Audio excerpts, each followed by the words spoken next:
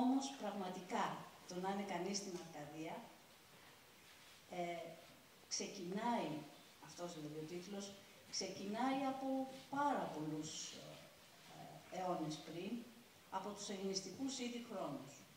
Και αντιμετωπίζεται η Αρκαδία σαν ένας τόπος, ουτόπος, μια ουτοπία. Θα τα δούμε αυτά. Εγώ λοιπόν θα σας μιλήσω για την πολιτιστική κληρονομιά και τον τουρισμό με αφορμή αυτή την πρωτασούλα, την Αρκάντια Έγκο, από την οποία θα αναδυθούν δύο βασικά στοιχεία. Το ένα είναι οι ουτοπίες, το άλλο είναι η μύθη. Και βεβαίως, όταν ας πούμε λέμε και εγώ στην Αρκαδία, βλέπουμε τη μία πλευρά καταρχήν. Ότι υπάρχει μια νοσταλγία, και εγώ έχω περάσει ή και εγώ είμαι στην Αρκαδία κάποια στιγμή στη ζωή μου. Ωστόσο η Αρκαδία είναι ένας τόπος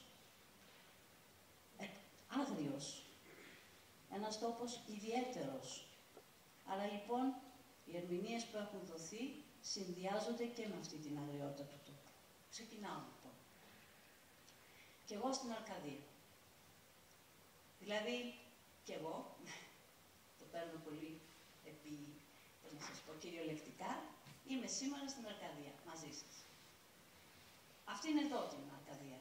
Από αυτήν έχω περάσει και 2 ή 3 άλλες φορές στη ζωή μου και συνήθως περνούσα όταν δούλευα παλιότερα, πριν από κάποια χρόνια, στην Καλαμάτα, από κέντρο να γνώση, έμενα στην Αθήνα και έπαιρνα ένα βαλιτσάκι, πηγαίναμε στη ΔΕΠΑΚ τότε.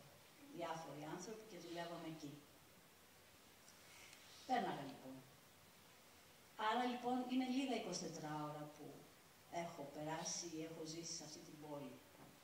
Αλλά στην άλλη Αρκαδία, την Αρκαδία του μύθου, της τέχνης, της ουτοπίας, της ιστορίας, περνάω συστηματικά ένα πολύ μεγάλο κομμάτι της ζωής μου.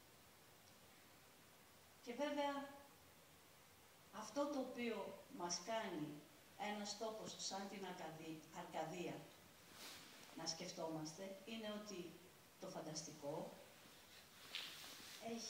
μπορεί να το δεις μέσα στην πραγματικότητά του, αυτό που φαντάστηκες να το δεις μέσα στην πραγματικότητά του, να αποκτήσει δηλαδή σάρκα και οστά και να γίνει ακόμα πιο σημαντικό στη φαντασία σου μετά.